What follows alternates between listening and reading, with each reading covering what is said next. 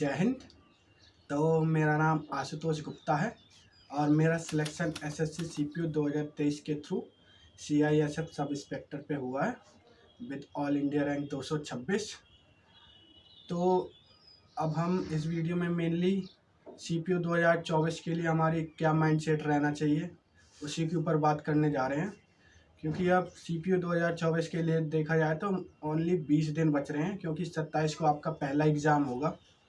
27, 28, 29 तारीख को exam scheduled है, तो उसी हिसाब से अब हमें लेकर चलना है। तो 20 दिन बच रहे हैं, तो 20 दिन में अब ज़्यादातर लोगों का सिलेबस सारे कुछ फिनिश हो चुका होगा, जो भी जिसका भी थोड़ा बहुत भी रह रहा हो, और ज़्यादातर लोगों ने तो मॉक लगाने भी चालू कर दिए होंगे। मैं भी अभी मॉक दे रहा हूँ, लगातार 4-5 दिन हो गए हैं, डेली 2 मॉक दे रहा हूँ, तो अभी तक मैं 10 मॉक दे चुका हूँ। तो वही है कि अगर आप लोग अभी तक मॉक नहीं दे रहे तो अभी सबसे बड़ी गलती आप यही कर रहे हो, और आपका सिलेक्शन के पीछे एक ये मेन कारण होगा कि आपने मॉक कम लगाए होंगे। क्योंकि क्योंकि सीपीयू में देखा जाए तो सीपीयू में 200 क्वेश्चन आते हैं और 2 घंटे का टाइम रहता है। सीपीयू में नॉलेज की उतनी ज़्यादा ज़रूरत नहीं पड़ती है, क्योंकि सीपीयू का एग्ज़ाम देखा जाए तो वो सीजीएल और सीएचएसएल के कंपैरेटिवली सीजीएल से तो लो ही रहता है, और सीएचएसएल के इक्विवेलेंट है, जो कि सीएचएसएल एक 12th बेस्ड एग्ज़ाम है और सीपीयू एक ग्रेजुएशन बेस्ड एग्ज़ाम है। फिर भी उसका लेवल अप्रॉक्स सीएचएसएल के जैसा ही रहता है, क्योंकि उसमें मेन कारण है कि इसमें स्टेजेस ज़्यादा है। क्योंकि आप अभी टीयर 1 दोगे, फिर आप फिजिकल भी दोगे, फिर आप टीयर 2 में इंग्लिश का भी 200 नंबर का मूक दोगे, और फिर आप मेडिकल भी दोगे। तो आपका प्रोसेस ज़्यादा होना है, तो इस वजह से इसमें थोड़ा सा जो रिटन एग्ज़ाम है या ऑब्जेक्टिव टाइप जो होता है, तो वो थोड़ा कंपैरेटिवली इजी रहता है। लेकिन इसमें इजी रहने का एक कारण की वजह से एक ये है कि इसमें एग्ज़ाम थोड़ी सा लेंथी आता है, क्योंकि इसमें 200 क्वेश्चन आते हैं, 50-50 चारों सेशन से, 50 इंग्लिश, 50 मैथ, 50 रीजनिंग, 50 जीएस। तो जब आदमी क्वेश्चन करने बैठता है तो 200 क्वेश्चन काफ़ी ज़्यादा लगते हैं। जब आप 100-150 भी कर लेते हो, तो आप जब लास्ट के 50 क्वेश्चन करते हो तो आपका दिमाग बिल्कुल से बंद सा हो जाता है, तो आपको कोई वो सूझ नहीं पाता। जो भी अगर आप लास्ट में ज़्यादातर लोग तो मैथ ही अटैम्प्ट करते होंगे, तो वो मैथ में क्या होता है कि ईजी आने की वजह से भी लोग अटैम्प्ट नहीं कर पाते हैं। तो मॉक का आपको सबसे ज़्यादा यही फ़ायदा होने वाला है कि आप उस सिचुएशन के लिए आप पहले से ही रेडी हो जाओगे। जितने ज़्यादा आप मॉक दोगे तो आपको पता रहेगा कि आपका टाइम कहाँ पे कितना लग रहा है और आपको किस क्वेश्चन में कितना टाइम देने की ज़रूरत है। अगर आपको उस क्वेश्चन में ज़्यादा टाइम लग रहा है तो आपके शायद कॉन्सेप्ट वीक होंगे, या आप किसी गलत तरीके से लगा रहे होगे। वो क्वेश्चन अगर 1 मिनट का है और आप उसमें 4 मिनट ले रहे हो, तो आपको सोचने की ज़रूरत है कि आपका क्या उसमें वीक चल रहा है, पॉइंट कैसा क्या है। अगर वो क्वेश्चन देखते ही साथ हो जाना है कि अगर वो क्वेश्चन आया और 10 सेकंड के अंदर टिक लग के आगे बढ़ जाना था, लेकिन आपने उसमें 1 मिनट ले लिया। तो यही सब होता है कि मॉक से जो आपको पता पड़ता है उसी से आपकी टाइमिंग इम्प्रूव होती है। अब रीजनिंग में है, रीजनिंग के 50 क्वेश्चन आते हैं, तो अगर कोई व्यक्ति सोचे कि मैं 1 मिनट के अंदर ही सारे क्वेश्चन कर दूंगा, फिर भी ज़्यादा मेरे तो सारे क्वेश्चन हो जाएंगे, तो आप अगर 50 क्वेश्चन के लिए 50 मिनट रीजनिंग में दोगे, तो आप देखो ना तो श्योर रहोगे कि आप पूरे 50 के 50 ही करेक्ट निकले, और आपने इतना टाइम उसमें कम से कम आपने 15 मिनट ज़्यादा दे दिया होगा, कि जो कि टाइम आप बचाते और मैथ में अगर डिपोट करते वो टाइम, तो शायद आपके मैथ के 15 मिनट में 10 क्वेश्चन आसानी से सही हो सकते थे। तो वो भी आपका टाइम चला गया, और मैथ में आप वैसे ही टाइम ज़्यादा लेते हो। तो वो ही है कि अगर आप टाइम एडजस्ट नहीं कर पाओगे मॉक में, तो आप उधर मेन एग्ज़ाम में बैठ के ही पूरा गड़बड़ कर दोगे एग्ज़ाम। क्योंकि उधर पे मेन एग्ज़ाम में है ही यही कि आप क्वेश्चन को कितनी जल्दी अटैम्प्ट कर सकते हैं और एक्यूरेसी आपकी क्या रहती है। मैंने भी अपना एग्ज़ाम जब दिया था 2023 में, तो मैंने उसमें शायद 150 क्वेश्चन तो मैथ रीजनिंग और इंग्लिश से मैंने 150 अटैम्प्ट कर दिए थे, और शायद मैंने जीएस में 30-32 क्वेश्चन अटैम्प्ट किए थे। तो तब भी मेरे उसमें से 30-32 क्वेश्चन, वो मैं 10 क्वेश्चन शायद जीएस में गलत निकल गए थे, और 150 क्वेश्चन में 12 क्वेश्चन के 12 तो ज़्यादा है, 150 क्वेश्चन में मेरे शायद 7 से 8 क्वेश्चन गलत थे। तो ओवरऑल मेरे 15 से 18 क्वेश्चन गलत हुए थे, तभी मेरा इतना अच्छा स्कोर बन पाया था 158 रॉ स्कोर। तो वही है कि अगर आप मॉक नहीं लगा रहे हो तो आप सबसे बड़ी गलती कर रहे हो, पहली चीज़ हो गई। और दूसरी चीज़ है आपका, अगर सिलेबस कंप्लीट है तो रिवीजन। अगर आप सिलेबस कंप्लीट पूरा करके बैठे हो, लास्ट के टाइम पे रिवीजन नहीं करोगे तो ये आप बिल्कुल, अगर आप नया ही पढ़ते रहोगे लास्ट के आखिरी दिन तक और रिवाइज बिल्कुल भी नहीं करोगे आप जितना आपने प्रीवियस में पढ़ रखा है, तो आपका कोई मतलब नहीं रहेगा। क्योंकि अभी मैं जौन से मूक लगाता हूँ तो मैंने कम से कम 1 से 1.5 महीने कोई भी मतलब ऐसी इंटेंस पढ़ाई नहीं करी थी कि बिल्कुल मैं डिवोटेड होकर उस पढ़ाई कर रहा था। तो अब मैं जब मूक लगाने बैठता हूँ तो मैं मैथ में ऐसे इजी क्वेश्चन गलत कर देता हूँ जो बिल्कुल देखते ही साथ हो जाने थे। और मेंसुरेशन, अलजेब्रा, ये एडवांस मैथ में बिल्कुल फार्मूले बेस्ड ही क्वेश्चन गलत हो जाते हैं। तो रिवीजन की कमी चल रही है, रिवाइज नहीं किए हैं तो अलजेब्रा के सारे फार्मूले भूल गए हैं, मेंसुरेशन के सारे फार्मूले भूल चुके हैं अब मुझे। तो वही है कि अगर आप रिवीजन नहीं करोगे तो आप चाहे जितना भी पढ़ते रहो आपको बिल्कुल भी उसमें बेनिफिट नहीं मिलेगा एट लास्ट। और आप जब मेन एग्जाम में बैठे होगे तो आप उसी क्वेश्चन आएगा आपके सामने जो आप पढ़ चुके हो और आपने काफ़ी बार रिवाइज नहीं किया, तो आपको लगेगा कि ये क्वेश्चन इस तरीके से, जो क्वेश्चन आप वही क्वेश्चन अगर आप रिवीजन करते ढंग से तो 20 सेकंड में हो जाता, तो वही पता पड़े आप 2 मिनट में भी नहीं कर पाओ क्योंकि आपकी रिवीजन की कमी चल रही है। तो यही है, लास्ट में रिवीजन सबसे ज़्यादा इम्पॉर्टेंट रहता है। अब रिवीजन के लिए है कि आप रिवीजन कैसे करें, कि आपको पूरे चारों सब्जेक्ट का रिवीजन करना है आखिरी के 20 दिनों में, तो क्या रहना चाहिए।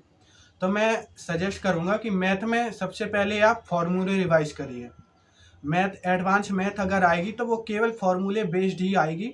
आपका कोई उसमें इंटेंस ऐसा कुछ नहीं आना कि आपको बिल्कुल वो जड़ जाके पूछे कि उसका फार्मूला के अंदर ही बहुत कुछ कर दे वो, कि आपको ज्योमेट्री में कुछ ऐसी फिगर दे दी कि आप कुछ कर नहीं पा रहे। वो सिंपल सा एडवांस मैथ में फार्मूले बेस्ड क्वेश्चन पूछेगा, चाहे वो ट्रिग्नोमेट्री हो, अलजेब्रा हो, मेंसुरेशन हो या ज्योमेट्री। ये 4 सब्जेक्ट मेन रहते हैं एडवांस मैथ में, और चारों ही सब्जेक्ट सीपीयू में केवल अगर देखा जाए तो ये केवल फार्मूले बेस्ड ही हैं।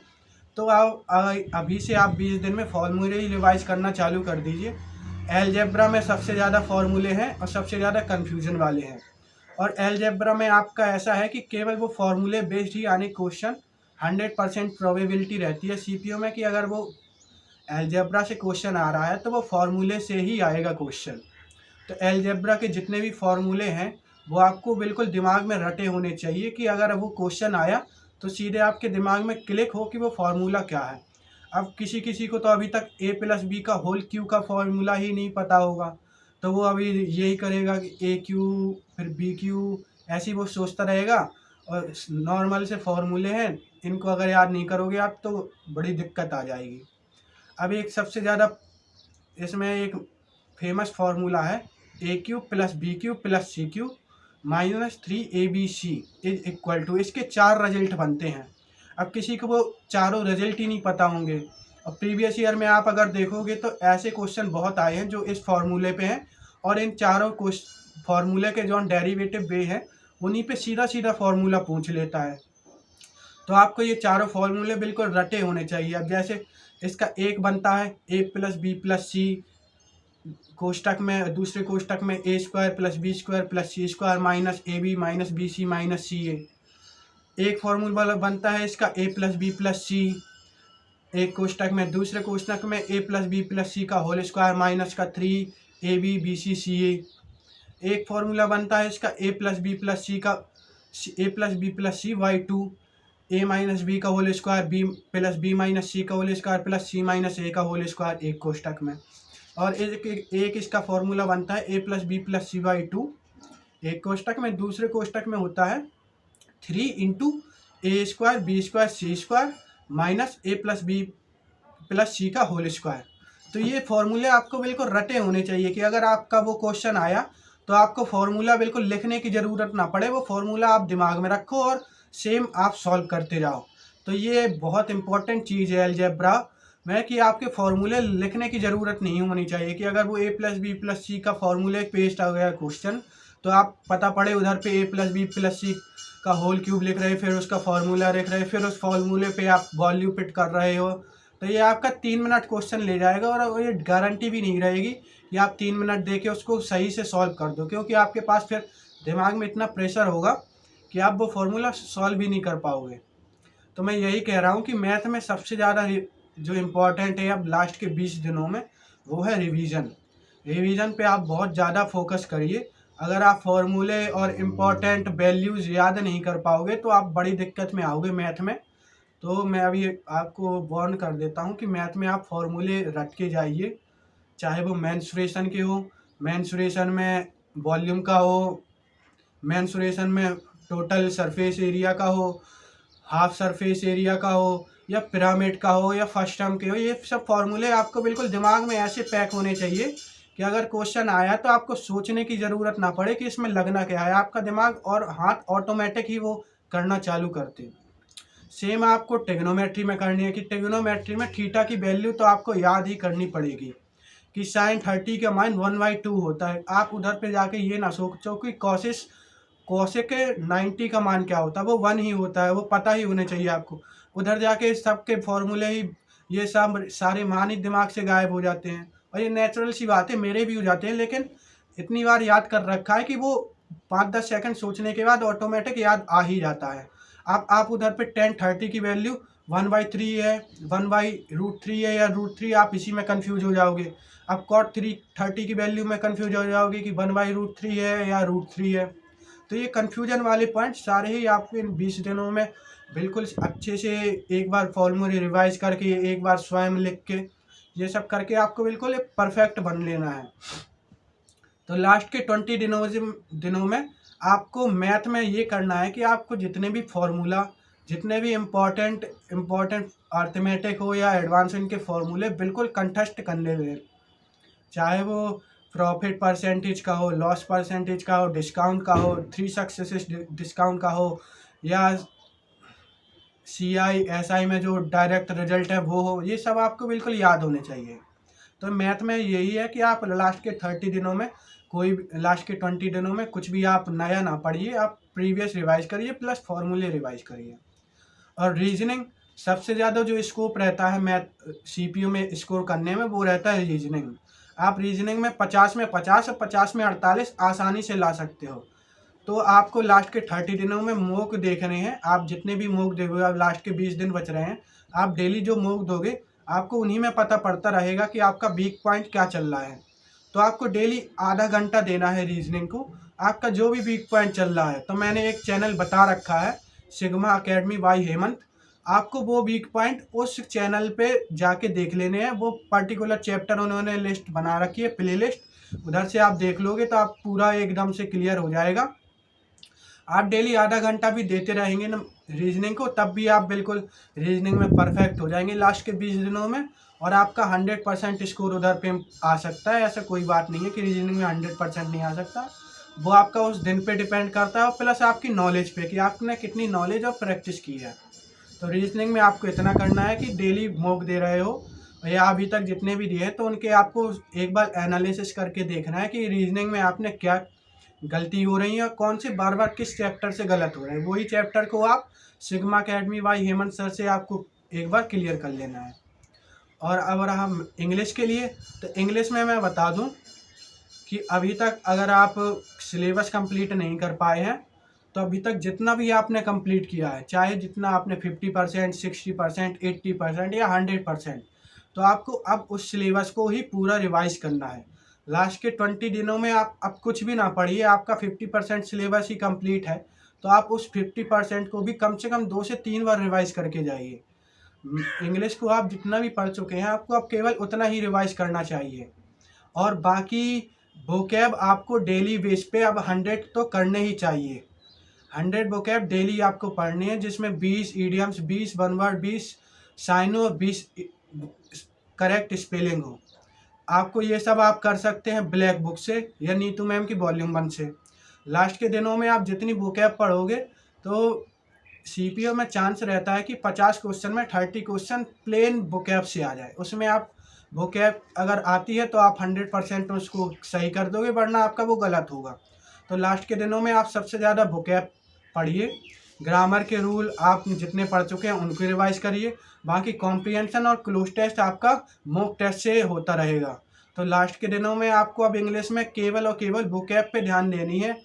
पहले तो आप 20 वाली करते रहिए, और जो भी इम्पोर्टेंट ब्लैक बुक में दी रखी हैं 200 idioms most important 200, syno most important 200, spelling most important 200, one word most important, इनको तो एक बार आपको 2 से 3 बार ही करने ही पड़ेंगे। और उसके साथ साथ आप डेली की 20 वोकैब करते रहिए। आप इंग्लिश में इतना भी करते रहोगे तो आसानी से आप 40+ स्कोर ला सकते हो। और लास्ट में जीएस, तो जीएस के लिए मैं इतने दिनों से बताता ही आ रहा हूँ कि जीएस अगर आप कहीं से कर चुके हैं या आप नहीं भी किए तो लास्ट के दिनों में इम्पॉर्टेंट रहता है वन शॉट लेक्चर। आपको हिस्ट्री, पॉलिटी, इकोनॉमिक्स, जियोग्राफी और साइंस, इन सबको आपको लास्ट में आपको वन शॉट लेक्चर बहुत ज़्यादा हेल्प करेंगे। लास्ट में कैसा रहता है कि आप जो भी आपने पढ़ रखा है एक तो आपको वो रिवाइज करना रहता है। अगर आपने जो भी पढ़ रखा है वो रिवाइज नहीं कर पा रहे, आपको लग रहा बहुत ज़्यादा है वो, तो लास्ट के दिनों में सबसे ज़्यादा इम्पोर्टेंट रहते हैं वो वन शॉट लेक्चर्स। तो इस समय पे सबसे ज़्यादा जो इम्पोर्टेंट और रेलिवेंट है वो मैं कहूँगा परमार एसएससी सर के वन शॉट लेक्चर हैं। तो आप उन लेक्चर को प्रेफर कर सकते हैं। इन लास्ट के 20 डेज़ में आप कम से कम 3 घंटे जीएस को दीजिए, जिसमें आप वन शॉट लेक्चर 2 घंटे देखें और 1 घंटा अपना रिवाइज करें जो भी आप पढ़ चुके हो। और करंट अफेयर के लिए मैं कहूँगा, मैंने तो पिछली बार भी करंट नहीं की थी, और मैंने जब पेपर दिया था तो मुझे ऐसा कोई अफसोस भी नहीं हुआ था कि मैंने करंट अफेयर नहीं पढ़ी और मुझसे ये क्वेश्चन बन सकता था, क्योंकि शायद मुझे याद है कि मेरे में करंट अफेयर से ऐसे कोई रेलिवेंट क्वेश्चन आए भी नहीं थे। तो करंट अफेयर मैं तो कहता हूँ कि भाई आप नहीं करो अगर लास्ट में अभी तक आपने कुछ नहीं किया है। बाकी अगर आप अभी तक जिससे करते आए हो तो उसको रिवाइज करिए। मैं लास्ट में यही कहूँगा कि रिवीजन सबसे ज़्यादा इम्पॉर्टेंट है। तो जहाँ तक आप कर सके उसके जीएस में रिवाइज करिए, चाहे करंट अफेयर हो चाहे आपने सब्जेक्ट वाइज पूरा किया हो। नहीं तो आप वन शॉट लेक्चर को प्रेफरेंस दीजिए। One shot lecture Parmar SSC के चैनल पे डले हुए हैं, या फिर उनकी लिंक मैंने अपने टेलीग्राम में भी डाल रखी है, तो टेलीग्राम से आपको मिल जाएगी। बाकी टेलीग्राम ज्वाइन कर लीजिए, उसमें मैंने sigma academy by Hemant sir की भी लिंक दे रखी थी जो इम्पोर्टेंट थे मैथ की, रीजनिंग की और जीएस के लिए। जो भी इम्पोर्टेंट लेक्चर थे उनकी लिंक मैंने अपने चैनल पे डाल रखी है, उधर से आप जाके देख सकते हैं। बाकी लास्ट के 20 दिनों में आप बिल्कुल भी नया सब्जेक्ट मत पढ़िए, नया चीज़ बिल्कुल भी मत पढ़िए, यह मैं बार बार कहूँगा, क्योंकि लास्ट में रिवीजन सबसे ज़्यादा इम्पोर्टेंट रहता है, रिवीजन प्लस मूक। अगर आप रिवीजन प्लस मूक नहीं करोगे तो आप सबसे बड़ी गलती करने जा रहे हो। इसलिए मैं कहूँगा कि आप अभी नया पढ़ना आप बिल्कुल ही बंद कर दीजिए। अब आप केवल फोकस करिए अपने रिवीजन करने पे। अब जितना भी पढ़ा है आप उस पूरे को रिवाइज कर लें 1 से 2 बार, और मूक जितने ज़्यादा से ज़्यादा दोगे आपको उतना ही बेनिफिट सीपीओ के प्री में एग्ज़ाम में मिलने वाला है। तो लास्ट के लिए आपको बहुत बहुत धन्यवाद। आप अपना करते रहिए। लास्ट में केवल यही है कि आप पढ़ते रहिए, ज़्यादा कुछ नए के चक्कर में मत पड़िए। बाकी 5 सब्जेक्ट के लिए मैंने लाइन से स्ट्रेटजी बना रखी है, तो उसकी प्लेलिस्ट आप देख सकते हैं। बाकी नेक्स्ट वीडियोज़ 1-2 आएंगी, वो मैं आपको बताऊंगा माइंडसेट के ऊपर कि आपको लास्ट के दिनों में अपना माइंडसेट कैसा रखना है एसएससी एग्ज़ाम में। तब तक के लिए धन्यवाद। जय हिंद।